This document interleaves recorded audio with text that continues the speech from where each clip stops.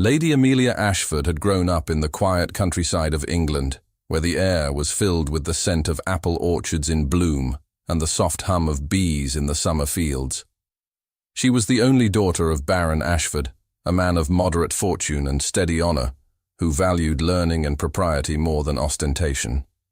Within the walls of Ashford Manor, Amelia had been raised among books, music, and the ordered beauty of her mother's gardens. Though her family's wealth was not vast, their lineage was respectable enough to open doors in London society, and her father's careful stewardship had secured for her an upbringing both refined and sheltered. At 22, Amelia carried into her first season a freshness that many in London found both charming and remarkable. Her features were delicate, her complexion fair, her blue eyes luminous under the sweep of auburn curls that framed her face. She moved with a natural grace that had not been taught in the dance schools of the city, but born instead from long walks across meadows and a youth spent among the open fields. Her gowns, though not the most extravagant of the season, were always chosen with elegance and restraint, soft muslins and silks in pale hues that reflected her gentle character rather than sought to overpower it. Her accomplishments were of the kind society expected, but rarely valued as much as they claimed. She played the pianoforte with sensitivity, spoke French with ease, and read with an appetite for poetry and history alike. Yet what most distinguished her was not what could be listed in a ledger of talents, but the quiet manner in which she carried herself. She listened more than she spoke, and when she did speak, her words revealed intelligence softened by kindness. For this, she was admired, though sometimes underestimated, for the glittering society of London often mistook gentleness for weakness. The season of 1821 had already unfolded with its usual whirl of balls, assemblies, and endless introductions. Amelia had been presented with grace at court, guided by her mother's steady hand, and had found herself included in a circle of young women whose families were more powerful and whose fortunes were more expansive than her own. Yet despite the inevitable comparisons, Amelia's quiet composure had begun to draw its own share of attention. She was not the most dazzling beauty in the room, but she possessed something rarer, a sincerity that seemed to calm the air around her. It was this quality, perhaps, that had drawn the notice of Edmund, Duke of Wetherby. His name carried weight in every drawing-room of the capital, for he was not only a man of great fortune and title, but also one marked by the sombre distinction of loss. Widowed 3 years earlier, he was a figure both admired and feared, known for his strict reserve and an aloofness that discouraged even the boldest of hopeful mothers. At 35, tall and broad-shouldered, he carried himself with the authority of rank and the detachment of one who had set himself apart from the frivolity of society. Rumor painted him as unyielding, and yet the mere whisper of his attention was enough to ignite a storm of speculation. For weeks, Amelia had been made the subject of such whispers. She had danced twice in his presence, though never with him. She had been seen speaking to his sister in quiet conversation. She had once caught him glancing in her direction at a concert. From these small fragments, London drew vast conclusions. Ladies fanned themselves with secret delight at the prospect, while others, less charitable, spoke of her modest fortune as though it were a failing too great to be overlooked. Through it all, Amelia kept her composure, refusing to indulge either in reckless hope or defensive denial. She was too well bred to allow her name to be swept along by rumor, and yet her heart, against her will, had begun to quicken at the thought that perhaps, just perhaps, fate had turned its eyes upon her. Her parents, too, allowed themselves to imagine possibilities. Though Baron Ashford was cautious, his wife encouraged Amelia to see the season not as a gauntlet to be endured, but as an opportunity to secure both her own future and the family's standing. A union with the Duke of Wetherby was spoken of in hushed tones at home, never pressed upon Amelia, but always present in the air they breathed. Such a match was beyond what they might have expected for her, and yet London seemed intent on weaving the idea into every conversation. It was on the evening of Lady Godfrey's grand ball that the threads of speculation seemed ready to tie themselves into something more tangible. The ballroom was ablaze with light, chandeliers casting their golden glow across silk-draped walls and polished floors. The air was heavy with perfume, the rustle of gowns and the murmur of expectation. For Lady Godfrey's events were known not only for their splendor, but for the careful weaving of connections, and it was whispered that the Duke himself would make an appearance. Amelia dressed with her mother's attentive guidance, her gown chosen in a shade of ivory so pale it seemed to catch the candlelight.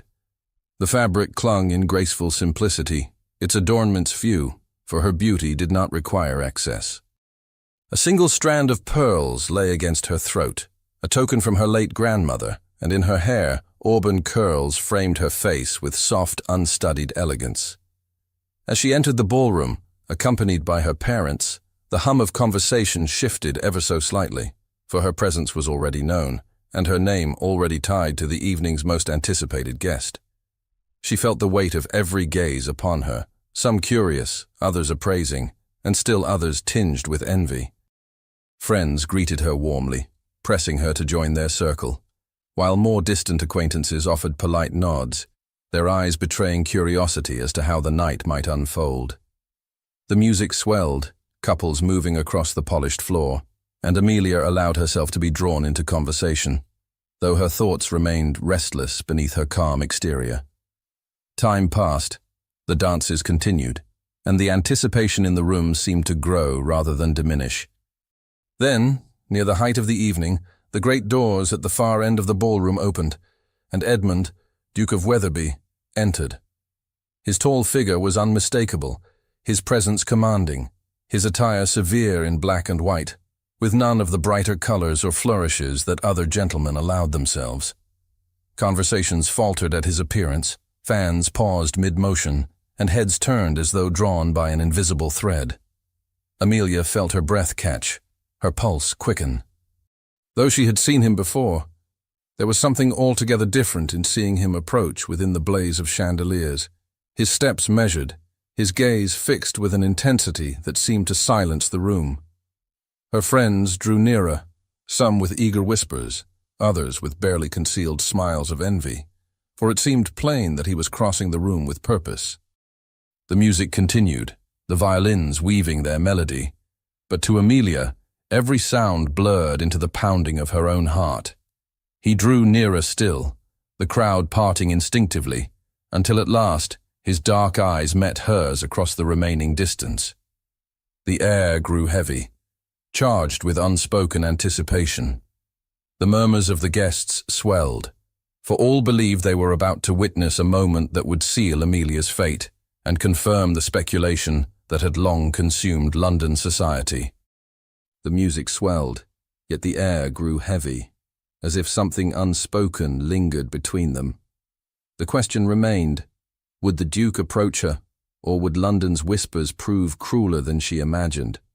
The Duke's approach was slow and deliberate, his steps carrying the weight of authority that belonged to his station. The company parted with a kind of reverent caution, each guest careful not to stand in his way. The hum of voices subsided until the only sound seemed to be the glide of music from the orchestra and the soft rustle of gowns shifting aside. Amelia stood still, her breath caught in her throat, every nerve alert as his imposing figure advanced through the light of the chandeliers. The moment stretched with unbearable intensity. She was aware of her mother's hand pressing lightly against her arm, steadying her as though she feared Amelia might falter. Her father's posture stiffened beside her, his pride restrained by the knowledge that this encounter was taking place before the eyes of all London. Amelia's cheeks warmed, her heart trembled, but her gaze did not drop. She held herself as she had been taught since childhood, poised, composed, her head lifted with dignity, even as her heart swelled with uncertainty. When the Duke at last stood before her, silence claimed the circle of spectators that had gathered around them. His dark eyes, set in a face of stern distinction, met hers without the softness she had dared to hope for. There was no trace of the courtesy that custom required on such an occasion. Instead, his countenance was fixed, impenetrable, the lines about his mouth carved with resolution. For a fleeting instant, Amelia thought he might extend his hand and request the honor of her dance. She imagined the relief of the crowd, the triumphant whispers, the vindication of her family's name.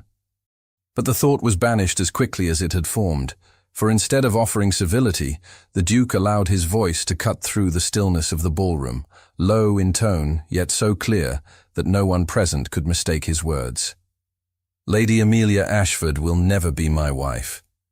The declaration, though spoken without raised volume, carried with it the force of finality. It was not an aside, not a private murmur, but a statement pronounced with the coldness of iron, intended for all to hear. A collective gasp rippled through the assembly. The fans of the ladies fluttered with sudden agitation, and the gentlemen shifted uneasily, their expressions masked but their curiosity sharpened. Amelia's body went rigid, her pulse crashing in her ears.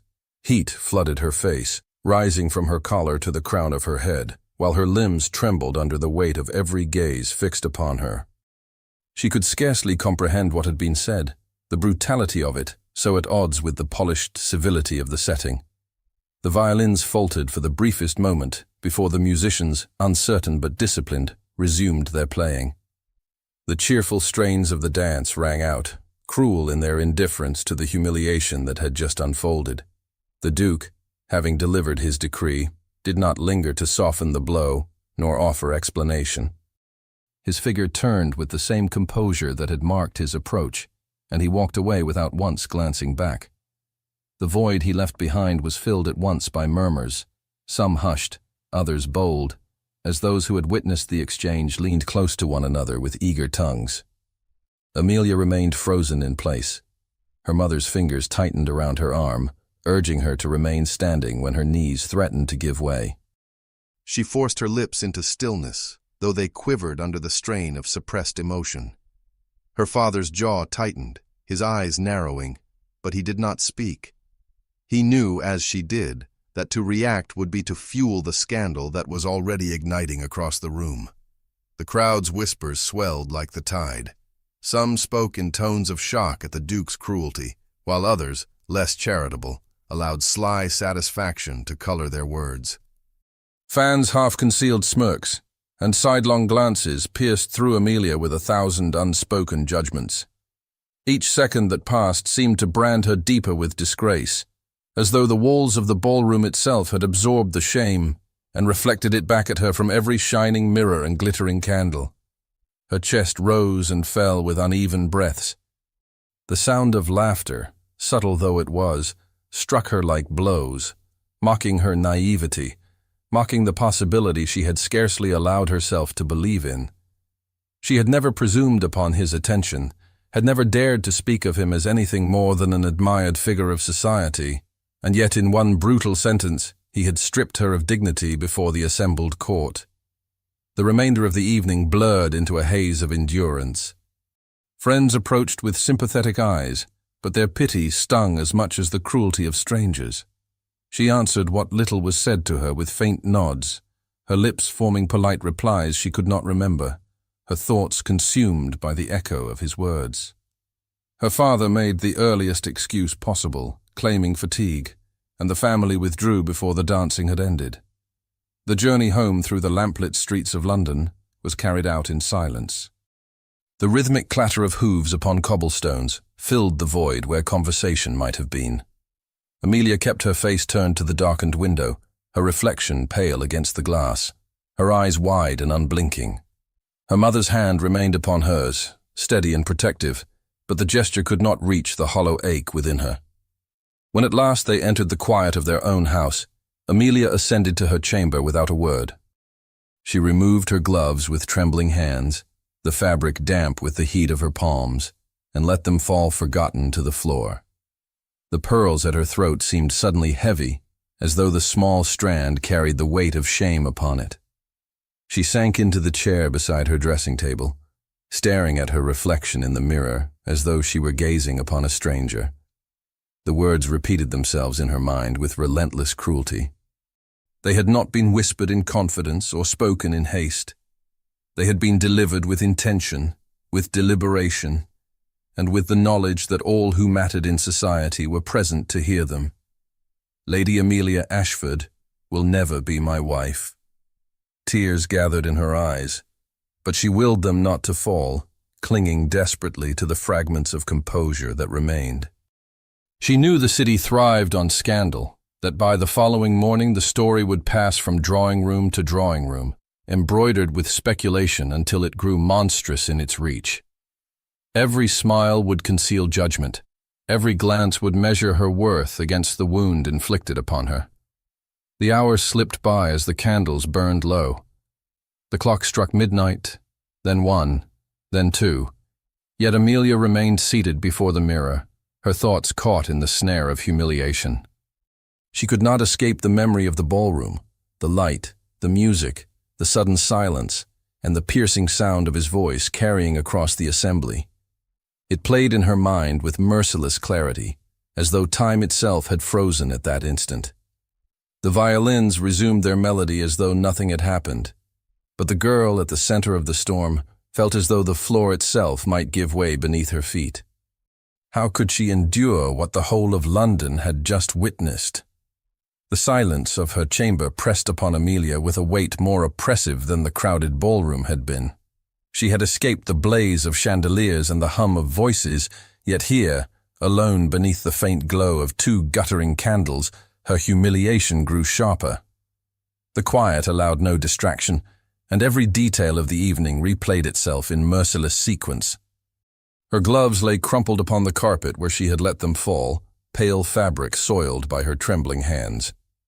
The pearls at her throat were already removed, resting on the dressing table like relics from a life she could not believe had been hers only hours earlier.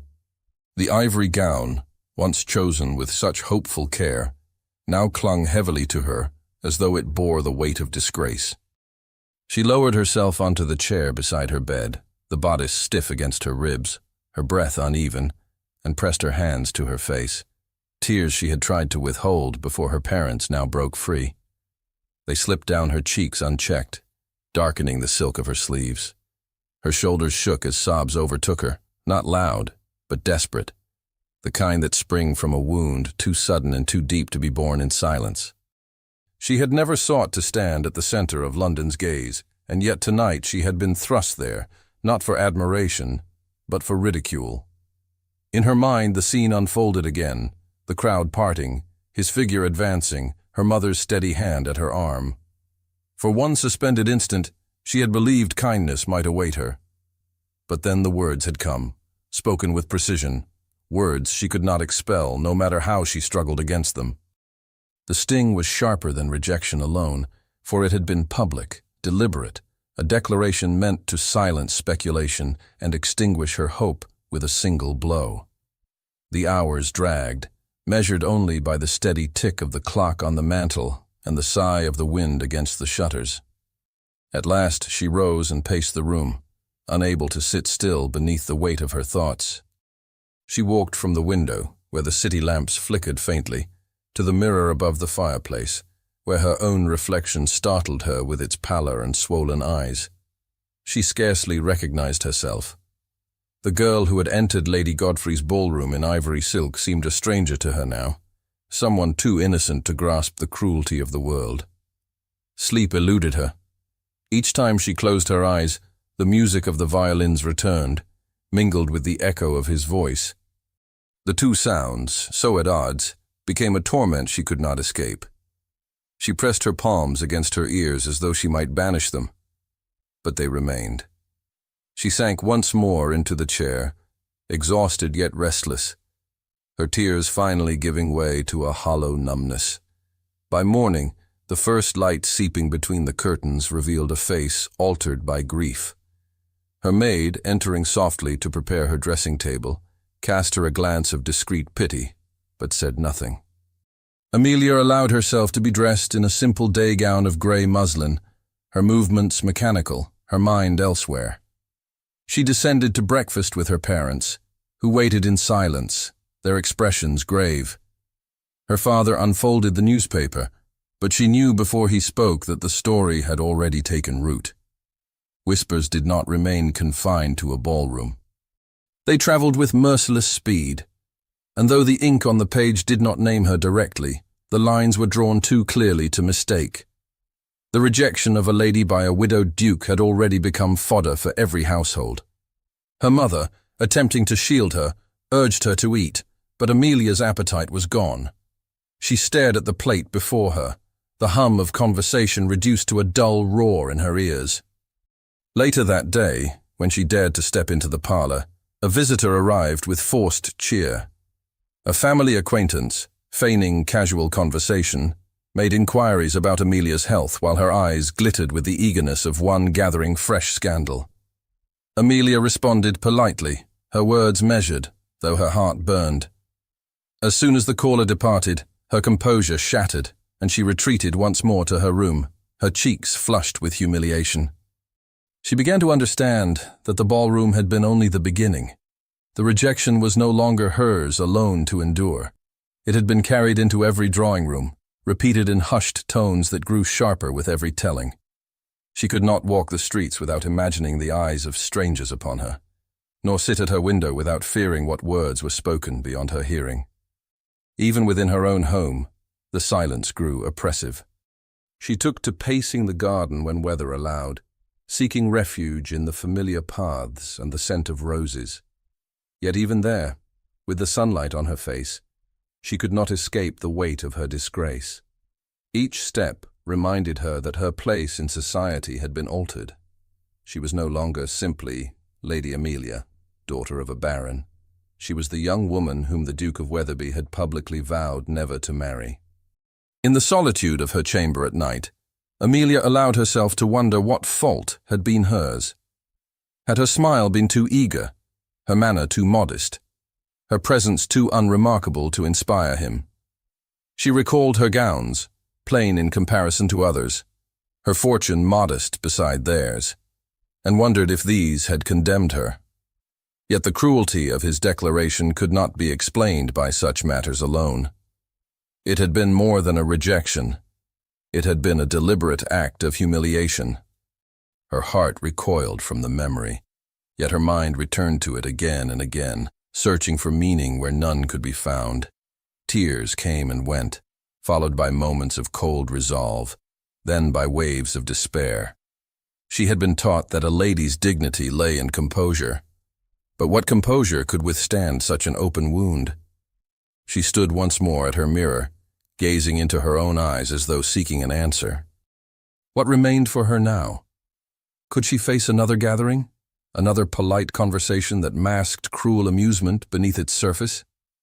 The world beyond her chamber seemed at once too near and impossibly far.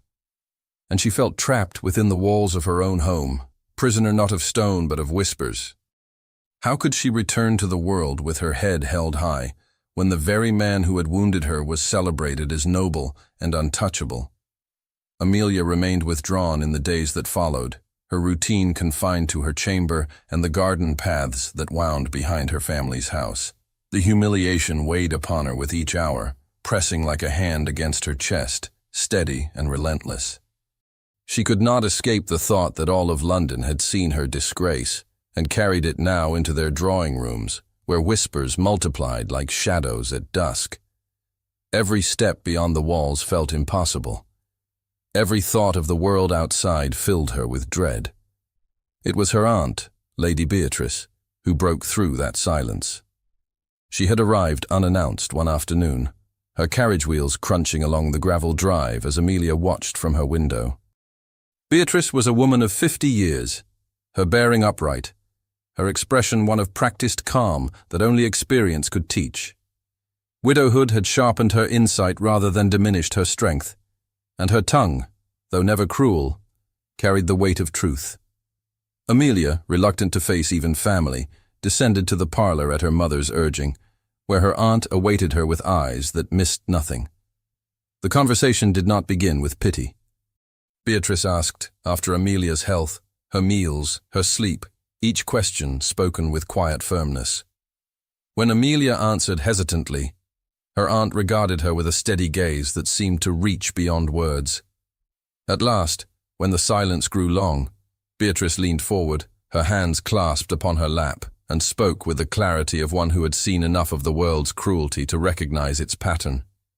"You are not diminished by another's cruelty," she said, her voice calm, unyielding. "Titles and declarations do not alter the worth of a woman. That hall was filled with mirrors and chandeliers, with faces eager for scandal. They will feed upon this for a time, but it will pass. And when it does, what remains of you will not be their whispers, but your own strength. Amelia's throat tightened. She tried to reply, but the words caught. Tears, which she had fought so fiercely to restrain, welled again and slipped down her cheeks. Beatrice did not chide her for them. Instead, she allowed the silence to hold, as though grief must be given its place before strength could follow.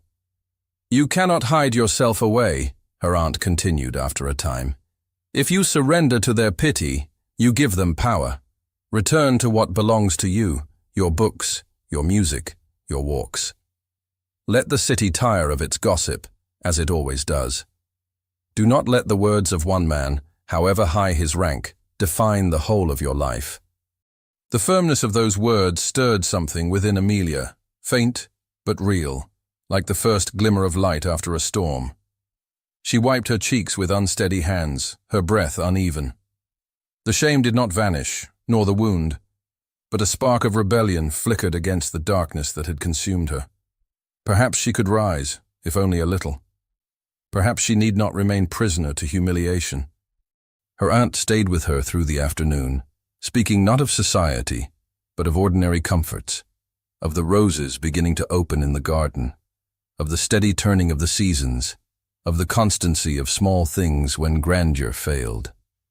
Amelia listened, her heart still bruised, but the words settled in her like roots beginning to take hold in soil that had been barren. When at last Beatrice departed, Amelia remained at the window, watching the carriage roll away, the faint stirring of resolve echoing in her chest. That night, Amelia walked once more into the garden alone. The air was cool, the sky faintly silver with stars, and the scent of roses hung upon the breeze. She paused by a bed of blossoms, their petals pale in the moonlight, and allowed herself to breathe deeply. The humiliation of the ballroom still clung to her like a shadow, yet her aunt's voice lingered too, steady and insistent. Perhaps her life was not ended by a single evening. Perhaps she could step forward, even if only a single step at a time. Beatrice's words were still echoing when, the following morning, a letter arrived bearing an unexpected seal. The letter was delivered with the morning post, laid neatly upon the silver tray that the butler carried into the breakfast room. Amelia's father took up his correspondence with methodical care, while her mother unfolded hers with delicate fingers. Amelia had little expectation for herself. Few wrote to her now, save for those who cloaked curiosity in the guise of concern. But when the butler set a small, cream-colored envelope beside her plate, marked with a seal she did not at first recognize, her heart stirred with an unease she could not explain. She broke the seal slowly, the wax snapping under her thumb. The handwriting within was precise and elegant, its strokes measured, betraying a practiced hand. As she read, surprise overcame her. The invitation was from the Duchess of Harrow, sister to the very man who had humiliated her. The words were courteous, even warm, expressing a desire for Amelia's companionship during the summer months at Wetherby Hall in Yorkshire. The Duchess spoke of quiet walks, of the comfort of reading aloud in the evenings, of needing a lady's presence to brighten her stay. Amelia set the letter down, her hand trembling faintly. The irony of the invitation was not lost on her. To step into the household of the Duke of Wetherby, after all that had occurred, seemed impossible, almost cruel. And yet the Duchess's tone carried no hint of malice, no trace of society's ridicule. It was, if anything, an offer of refuge, far from the whispers of London. Her mother read the letter beside her, her brow furrowed in thought. "It is unexpected," she murmured, "but not unkind." Her father, more cautious, reminded them of the pain Amelia had endured at that family's hand. Yet when Lady Beatrice was consulted, her response was firm. "Go," she said, her voice steady. "Go and breathe different air. The city will only wound you further. Let the country give you rest, and let the world see that you are not broken." Amelia hesitated. To leave London felt like retreat, yet the thought of remaining among the relentless whispers was unbearable. She longed for quiet, for open skies and fields that stretched beyond the reach of gossip. The Duchess's invitation, however strange, seemed to hold that possibility. And so, with a mixture of dread and hope, she agreed. The journey north was long, the carriage wheels rolling steadily along roads that shifted from the bustle of the city to the wide, green expanses of the countryside. Amelia watched the changing scenery through the window, her thoughts restless. Villages with stone cottages and narrow lanes gave way to meadows flecked with wildflowers. The air grew cooler, fresher, carrying the scent of rain and earth. She felt the tightness in her chest ease, though it never quite vanished. At last, Wetherby Hall rose before her. The great house, built of weathered stone, stood upon a rise overlooking rolling fields and distant woods. Its facade was severe, yet dignified, marked by tall windows that reflected the afternoon light. Gardens spread out in ordered rows, their hedges clipped and their gravel paths gleaming. The house bore the gravity of age, the kind that spoke of lineage and endurance. The Duchess welcomed her warmly, her manner gracious without a trace of condescension. She led Amelia through the great hall with its tall ceilings and portraits of generations past, into chambers prepared with careful thought. Though the house was imposing, Amelia found the rooms chosen for her to be restful, their windows opening upon a view of green lawns and a distant orchard. It was during her first walk through the gardens that she encountered them, Clara and Henry, the Duke's children. Clara, a delicate girl of 9 with fair hair pulled neatly back, stood with a book clasped in her hands, while Henry, only 7, lingered close to her, his small face solemn. Their manners were polite but cautious, their eyes guarded with the grief that lingered after the loss of their mother. Amelia knelt to greet them, her voice soft, her smile tentative. At first they responded with reserve, answering her questions with brief words. Yet as the days passed, the stiffness gave way. Amelia read aloud to them beneath the shade of the great oak, her voice carrying through the summer air. She played simple tunes on the pianoforte in the drawing room. The children gathered near, their eyes brightening as they hummed along. She taught Clara how to press flowers between the pages of a book, and Henry how to trace the shapes of constellations in the night sky. Their affection grew quickly, innocent and unguarded. They began to follow her footsteps through the halls, to slip their small hands into hers as they walked, to seek her presence at meals and in the garden. The house, once subdued by grief, seemed to stir with new life in their laughter. Amelia herself felt something awaken within her, a tenderness that soothed her own wounded heart. In caring for the children, she found moments of peace, of purpose, that London's society could never give. Yet with each passing day, she became aware of a shadow that lingered. For sometimes, when the children's laughter rang across the garden, she would glance upward and find Edmund, Duke of Wetherby, watching from a distance. His gaze was steady, unreadable, his expression a mask that revealed nothing. He did not speak, nor did he intervene, but his presence was a constant reminder of the night that had scarred her. The halls of Wetherby grew brighter with the children's joy, but each time Amelia looked up, she felt the weight of Edmund's silent gaze, as though he wrestled with an unseen storm. By August, Wetherby Hall stirred with activity. The long stillness of the house, softened only by children's footsteps and Amelia's gentle presence, gave way to the commotion of arriving guests. Carriages rolled up the drive, their wheels crunching over gravel. Horses snorted in the stable yard. Trunks were carried across the threshold, and the air filled with voices, London voices, sharp and practiced, full of curiosity. The hunting season had drawn them to Yorkshire, and with them came the tide of society's expectations.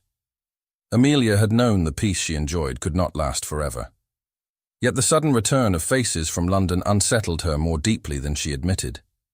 She recognized some among the new arrivals, men and women who had stood in Lady Godfrey's ballroom on the night of her disgrace. Their glances betrayed remembrance, and though they cloaked it in politeness, she could sense the stirrings of whispers waiting to be spoken. The Duchess, gracious as ever, guided her through the introductions with steady composure. Amelia, dressed simply in a gown of soft lavender, carried herself with quiet dignity. She kept her voice calm, her movements graceful, though inside her heart quickened at the murmurs that trailed after her. She saw the fans lift to conceal lips that whispered, saw the sharp glances exchanged between matrons and daughters alike. It was not open cruelty. No one dared display such boldness in the Duke's house. But it was there, all the same, lurking in the shadows of polite conversation. What unsettled her most was the presence of Edmund himself. She had seen him often these past weeks, always at a distance, his eyes lingering yet unreadable. Now, with the halls filled and the rooms bright with guests, his authority seemed even greater, his reserve more pronounced. When he entered a room, conversations shifted at once, voices lowering, attention fixing upon him. He was a man who required no words to command respect. One evening, as twilight fell and candles glowed across the long dining table, Amelia found herself seated among the company. The silver gleamed, the crystal sparkled, the air heavy with the aroma of roasted meats and fine wines. She listened to the murmur of voices around her, answering when spoken to, yet always aware of the eyes that drifted toward her. Clara and Henry, placed with their governess at the end of the table, glanced often in her direction, their affection clear even in such a formal setting. It was then that a remark, lightly spoken but cutting in its intent, pierced the air. A lady to Amelia's left, her smile too sweet to be sincere, observed with feigned casualness how dearly the Duke's children seemed to favor their new companion. The words, though framed as admiration, carried an edge sharp enough for all to hear. The implication was plain. Amelia's closeness to the children had already become the subject of conversation. The table stilled, the chatter faltering into silence. Every head turned, some with open curiosity, others with concealed anticipation. All eyes settled not upon Amelia, but upon Edmund at the head of the table. His expression was calm, his hand resting lightly upon the stem of his glass. The weight of expectation pressed upon him, for his response would shape the evening, perhaps the entire season to come. Amelia's breath caught. The memory of Lady Godfrey's ballroom flooded her, the hush, the eyes, the cruel finality of his words. Her hands trembled beneath the tablecloth, though she kept her posture steady. Would he speak again, as he had spoken then? Would he condemn her once more, before a room filled with eager witnesses? He placed down his glass with slow precision, and the silence that followed was sharper than any blade. Would he condemn her a second time, or would his pride falter beneath the scrutiny of his own house? The silence at the dining table seemed to stretch endlessly, the air charged with expectation. The Duke's hand lingered upon the stem of his glass, his dark gaze sweeping the length of the company. His features revealed nothing, no irritation, no amusement, no tenderness. Only the composure of a man who had mastered the art of restraint. At last, he inclined his head ever so slightly toward the lady who had spoken, his voice calm, measured, and without warmth. "The children have endured much," he said. "They are entitled to any comfort they may find." Nothing more followed. No rebuke, no defense, no mention of Amelia by name. Yet the words, though spare, carried enough weight to silence further remarks. Conversation resumed in cautious tones, the company aware that the Duke's pronouncement was not to be questioned. Still, beneath the resumption of chatter and the clink of silver against porcelain, the undercurrent of curiosity remained. Amelia, though spared from open humiliation, felt the sting of being spoken of as though she were not present. When the meal ended and the company withdrew to the drawing-room, the whispers reignited in corners and clusters. Some speculated that Amelia's presence in the household must have purpose. Others declared that her gentleness toward the children was a mask for ambition. She heard her name slip from lips when backs were turned, saw the faint curl of smiles meant to suggest knowledge greater than truth. Each word, though not spoken directly to her, pressed upon her heart like stones added one by one to a burden already heavy. In the days that followed, the pressure within the hall grew. Edmund avoided direct encounters with her, his manner distant, though not unkind. Yet his silence, too, carried its own torment, for it left her without defense. Clara and Henry clung to her more fiercely than ever, their affection unguarded. They sought her presence from morning until night, slipping their hands into hers, calling for her to join their games, refusing lessons when she was absent. The strength of their attachment did not go unnoticed by the guests. It became fuel for their speculation, proof, so they believed, that Amelia had woven herself into the fabric of the household with calculated design. The gossip reached her ears in fragments, carried by half-heard conversations or the sympathetic glances of the Duchess. Some said she sought to ensnare the Duke through the children. Others whispered that her humiliation in London had driven her to seek redemption through ambition. Each word struck cruelly, for Amelia knew the truth of her heart, that she asked nothing, sought nothing, desired only to bring comfort where grief had left its mark. But society rarely cared for truth when scandal offered greater delight. Edmund himself was not untouched by the storm. Though he gave no sign before the company, those who knew him well saw the weight that pressed upon his brow. Alone in his study, he paced in silence, torn between the vow he had made to the memory of his late wife and the reality before him. His pride urged him to dismiss Amelia, to send her away and still the voices that threatened his household. Yet each time he resolved to do so, the sound of his children's laughter stilled his hand. For their joy, so long absent, had returned only through her presence. The tension grew until the household itself seemed to hold its breath. Guests lingered in the corridors with watchful eyes, their tongues ready to seize upon any hint of discord. The Duchess, dignified though troubled, sought to protect Amelia with her company, but even her presence could not shield the young woman from every glance and whisper. Amelia bore it with composure, her smile calm though her heart ached beneath the strain. It was in the midst of this turmoil that fate struck its cruelest blow. Clara, who had been bright and laughing only days before, was seized suddenly by illness. A fever gripped her, swift and unrelenting, her small body weakened by the heat that consumed her. The household was thrown into alarm. Physicians were summoned, remedies prepared, prayers whispered in every chamber. Through it all, Amelia remained at the child's side. She cooled her brow with damp cloths, held her hand through restless hours, and soothed her with soft words when delirium threatened. Henry hovered nearby, his eyes wide with fear, unwilling to leave his sister. The guests, who only days before had filled the halls with gossip, now watched in uneasy silence as Amelia devoted herself tirelessly to the child's care. The storm of speculation was silenced for the moment, replaced by the greater fear that death might steal what little joy the house had regained. And in the shadows of the sick-room, Edmund himself appeared, his composure fractured by anguish, his eyes fixed upon the figure who kept vigil at his daughter's side. It was then, as the fever raged and the night deepened, that the truth he had long denied pressed upon him with a force he could no longer resist. The sick-room had become the heart of the household, its stillness broken only by the crackle of the fire and the uneven breaths of the fevered child. Curtains were drawn to soften the light, and bowls of cool water stood ready upon a small table.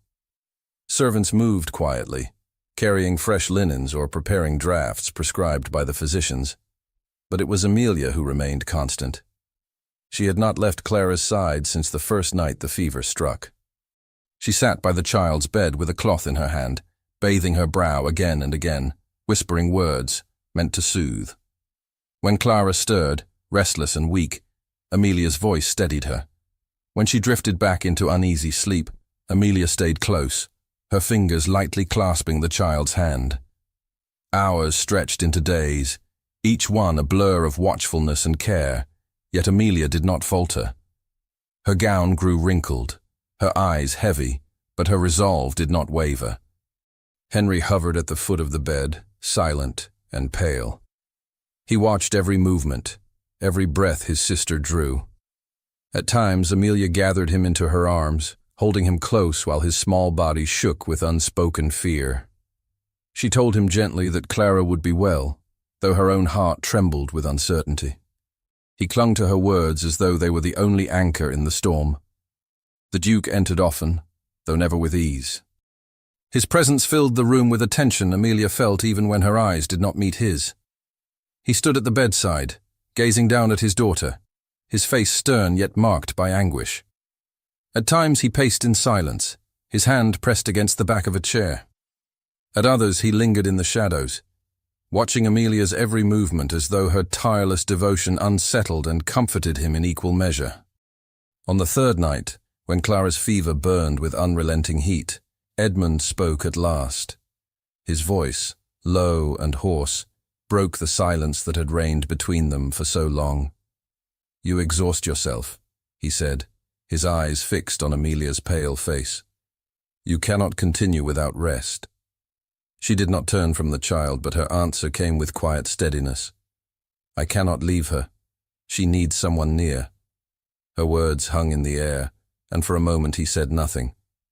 When Amelia glanced up at him, she found his gaze not cold as it had once been, but conflicted, as though a battle raged within him.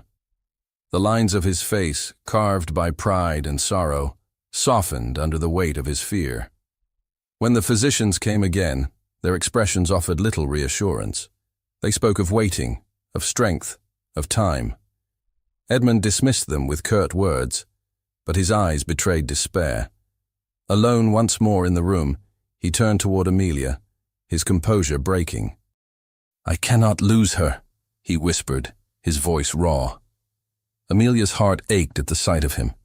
This man who had wounded her so deeply, yet now stood undone by grief. She reached for Clara's hand and pressed it gently between her own, her voice calm, though her tears brimmed. "She is strong," she said. "She will not leave you. We must keep faith." The hours crept forward with unbearable slowness. Amelia's head drooped at times, her body weary, but each time she roused herself, unwilling to surrender. Edmund remained near, his eyes fixed on his daughter, though often straying to Amelia as though drawn against his will. He saw the persistence with which she tended Clara, the tenderness with which she spoke, the patience that never faltered. At last, in the pale stillness before dawn, the fever broke. Clara's restless body stilled, her breathing eased, and a faint flush of color returned to her cheeks. Amelia felt the change at once. She pressed her hand to the child's brow, finding it cooler than it had been in days, and a sob of relief escaped her lips. She whispered Clara's name, and the girl stirred, opening her eyes weakly. Edmund fell to his knees at the bedside, his hand clasping his daughter's small one. His shoulders trembled with the force of his relief. He bent his head, silent, overcome, while Amelia brushed the damp curls from Clara's forehead with a trembling hand. Henry, who had been curled upon a chair in exhaustion, woke and rushed to the bed, his joy uncontainable as he cried out his sister's name. In that moment, the house itself seemed to breathe again. Servants whispered prayers of thanks, the Duchess wept quietly in the corridor, and Amelia, though weak from weariness, felt her heart lift. She had given every measure of her strength, and now, at last, there was hope. Later, when the child slept peacefully at last, Amelia stepped into the corridor, her body unsteady from exhaustion. Edmund followed, his footsteps heavy upon the floorboards. In the dim light of the sconces, he stopped before her, his face pale, his expression unguarded. "I owe you more than I can say," he began, his voice thick. "You have done what I could not. You have given back to me what I feared was lost forever." Amelia, her hands clasped before her, lowered her eyes. "I did only what any heart would compel," she said softly. But Edmund did not accept her modesty. His hand rose slightly, as though to reach for her, though he let it fall again. His breath was unsteady, his voice breaking with the weight of what he had long denied. "You are more than comfort to them," he said. "You are the light they cling to, and I—" His words faltered, his gaze searching hers with intensity. "I can no longer pretend that I am untouched. My vow has been my prison, but my heart." He stopped, struggling against the wall of pride and grief that had held him bound for years. Amelia's eyes, bright with tears, met his, her voice trembling. "To love again is not betrayal. The dead are honored by truth, not silence." The weight of her words struck him, and in the stillness of the corridor, the mask he had worn for so long slipped away. His eyes burned with a confession he could no longer hold back, his voice low, unsteady, and filled with the force of his surrender. He finally yielded, declaring what his pride had long resisted, his heart laid bare in the shadows of his own house. The autumn air arrived gently over Yorkshire, its touch cool upon the fields, its light softened by clouds drifting across pale skies.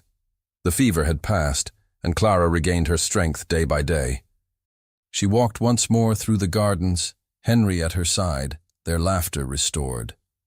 Wetherby Hall, which had been hushed in sorrow and strained by whispers, seemed to breathe again. Servants carried out their duties with lighter steps. The Duchess moved through the rooms with quiet relief, and even the guests, though restless for entertainment, found their tongues stilled by the sight of the children's recovery. Amelia remained near them, her presence as natural now as the rhythm of the household. She guided Clara gently as the girl resumed her play, helped Henry with his letters by the window, and shared moments of peace with both when the evenings grew long. The bond between them was no longer that of guest and host's children, but something deeper, woven by trust and affection. They clung to her not only in gratitude for her care, but with the certainty of belonging. Their small hands reached for hers without hesitation. Their voices called for her with the intimacy of family. Edmund himself was changed. He still carried the gravity of his station, his bearing upright and reserved, yet something in him had softened. His eyes, once cold, lingered now with warmth. He no longer stood only in the shadows watching, but walked openly beside Amelia, his presence not as command, but as companion. Their words were few before others, yet within the stillness of shared moments, at Clara's bedside, in the hush of the library, upon the terrace at dusk, the truth between them had been spoken. The rumors of London had lost their power in the face of what the household had seen. Whispers that once carried malice faltered before the devotion Amelia had shown. Those who had accused her of ambition now fell silent, for ambition alone could not have kept vigil through fevered nights, nor brought light back to grieving children. What remained was not scandal, but quiet respect. It was in this new stillness that Edmund made his choice known. He did not summon guests nor gather witnesses. Instead, in the presence of his sister, his children, and Amelia's own parents who had been called north, he asked for her hand. His words were plain, stripped of grandeur, yet filled with the weight of sincerity. He spoke not of duty, nor of lineage, but of love, of gratitude, of the life that had been restored to him through her. Amelia, with tears bright in her eyes, gave her answer with quiet certainty. She did not tremble, nor falter. What once had been humiliation was now redemption, and what once had been pity was now joy. Their wedding was held in the village church, a modest stone building that stood amidst autumn fields. The ceremony was simple, free from London's ostentation. The pews were filled with tenants, neighbors, and those who had known the weight of grief upon the household. There were no chandeliers, no gilded mirrors, only candles glowing softly against the walls and flowers gathered from the gardens placed upon the altar. Clara and Henry scattered petals along the aisle, their laughter ringing through the small church. When Amelia walked forward, her gown plain yet radiant in its simplicity, their eyes shone with pride. Edmund, waiting at the front, looked upon her with a steadiness that left no doubt of his devotion. Their vows were spoken without grandeur, yet each word carried the truth of hearts no longer bound by fear. When the service ended, and they stepped out into the autumn air, the fields stretched wide around them, golden with the turn of the season. Bells rang from the steeple, their sound mingling with the children's joyous cries. Hand in hand, Amelia and Edmund walked forward, not as duke and lady bound by expectation, but as husband and wife joined by love freely chosen. The days that followed brought peace to Wetherby Hall. The house, once marked by mourning, filled with music and laughter. The children ran freely through the corridors, no longer shadowed by loss. Amelia's presence at their side was not as guest but as mother, her tenderness weaving itself into every corner of their lives. Edmund, too, found his burdens lightened. The vow that had once imprisoned him gave way to a new promise, one born not of grief, but of love. No longer did Amelia shrink from the memory of the ballroom. The cruel words that had wounded her so deeply had lost their sting. They had been replaced by the sight of Clara's smile, by Henry's eager hand in hers, by Edmund's steady gaze that no longer hid behind pride. The past remained, but it no longer defined her. She had risen from its shadows into a life shaped by truth. As the season turned and the leaves fell across the grounds, the hall stood not as a monument to sorrow, but as a home alive with warmth. Within its walls, Amelia found not only her place as wife and mother, but her own freedom, a freedom born of dignity restored and love embraced. The quiet of the countryside seemed to echo the stillness in Amelia's heart, a stillness not of emptiness, but of peace. Each day at Wetherby Hall carried a new rhythm, a rhythm born not of grief, but of love. The mornings began with the sound of children's laughter, their voices filling the corridors like music. Clara and Henry, once so fragile in their sorrow, now danced freely through the gardens, their joy an unspoken testament to the healing that had taken root within the house. Amelia walked among them, her steps light, her presence natural. The children called her with the ease of those who knew no boundary between affection and certainty. They reached for her hand when they walked, nestled against her when they read, and clung to her with the unguarded love of children who had found in her what they feared was lost forever. Each glance from them carried gratitude, though unspoken, and Amelia felt in their closeness a calling greater than any title. Edmund, too, was changed. Where once his face bore only the shadow of loss, it now carried the strength of renewal.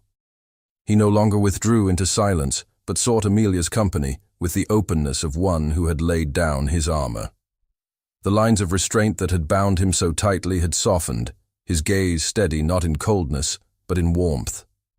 He walked beside her in the gardens, rode with her along the autumn lanes, and in quiet hours by the fire, their words flowed with the ease of two souls, no longer bound by pride or fear. One evening, as the dusk settled over the fields and the last of the light painted the sky in muted gold, Edmund led her into the library. The room, with its tall shelves and familiar scent of leather and paper, had long been his refuge. Now it was filled with the glow of the fire, casting warmth across the polished wood. He closed the door behind them, not with ceremony, but with the intimacy of a man who wished to speak truth without interruption. He stood before her, his expression solemn yet tender. "When I swore never to remarry," he said, his voice low, "I believed I honored the memory of what I had lost. I thought it fidelity, though in truth it was fear. I feared that to love again would diminish what had come before, and so I bound myself in silence. But in silence I brought only loneliness, to myself and to my children.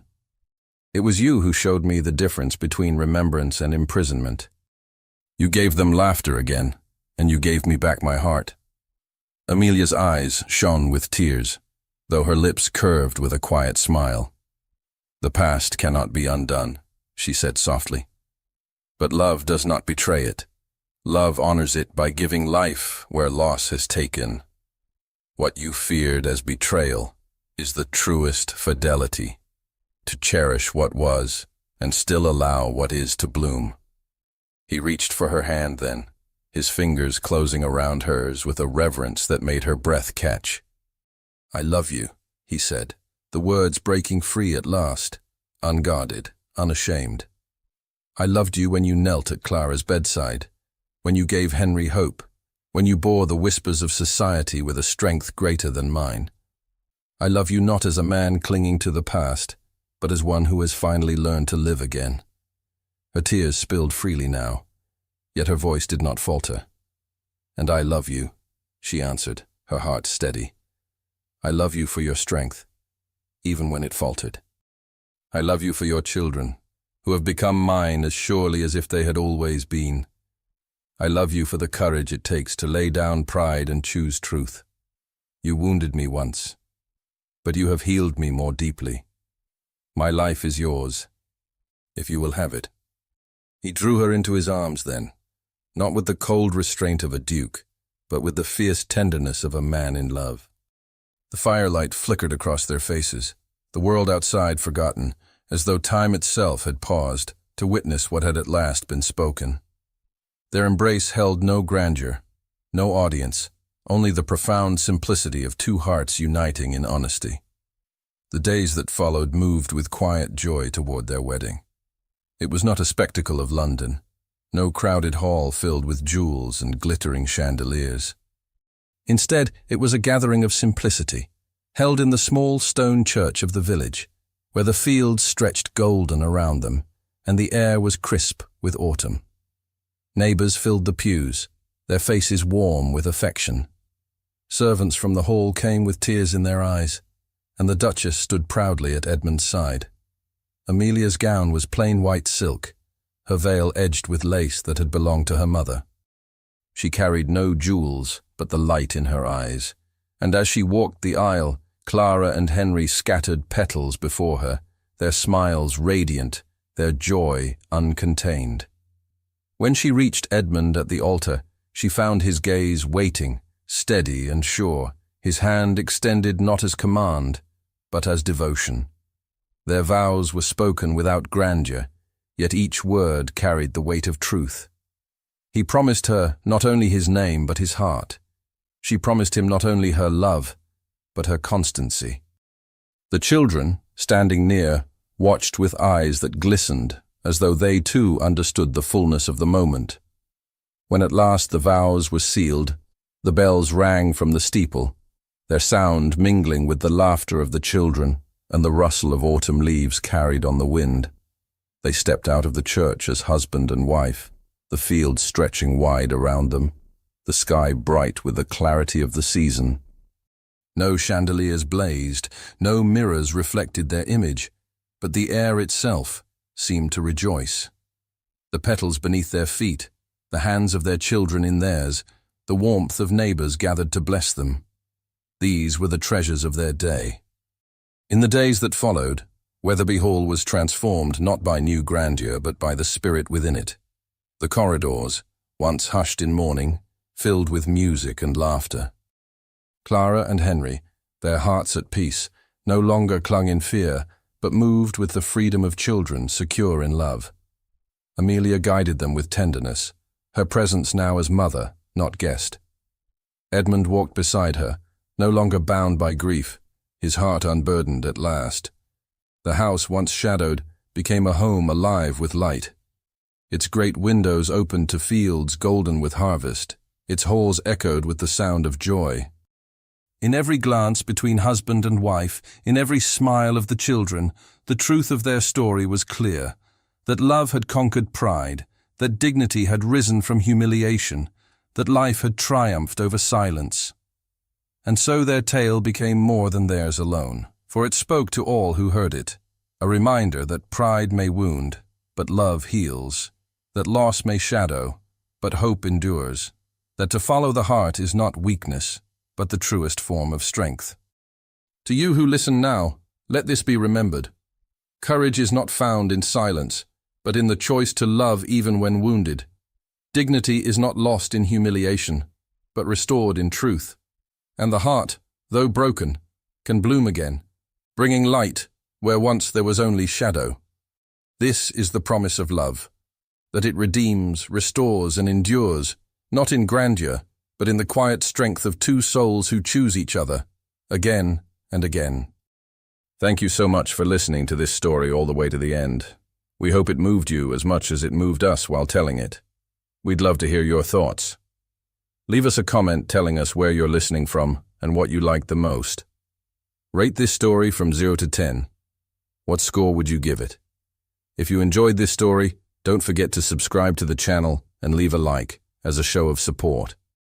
That really motivates us to keep creating and sharing more stories full of emotion and life lessons. And before we go, we want to remind you that an exciting and heartwarming story recommendation will appear on the final screen. If you'd like to enjoy it, just click on the video. Thank you once again for being here, and we'll see you in the next story.